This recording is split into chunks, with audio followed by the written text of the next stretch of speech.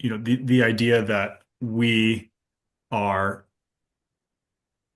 vulnerable and that we're here on this earth and subject to is not the right choice of words, but uh, exposed to um, the devil's workings, the adversary's workings.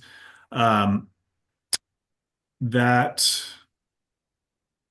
that brings us back to all sorts of theodicy. Well, like, why did God make us vulnerable, and why are we now in this world? And those are all important issues, but it's it's good to step.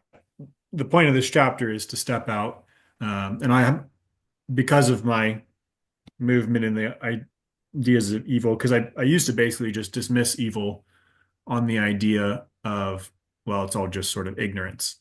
Um, but I'm going to have to do a lot more sort of writing and try to lay out a full view of it. But the point of this chapter is to fight against the cultural tendency to look at the devil as this like supreme thing. That's why I said we're not subject to the devil. Actually, as Christians, we are subject to Christ. We are not subjects of the devil. That is the gospel.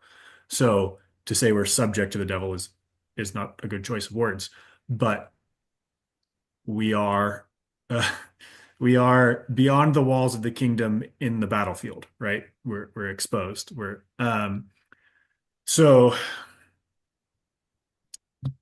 so that's true. That's part of this chapter, and then uh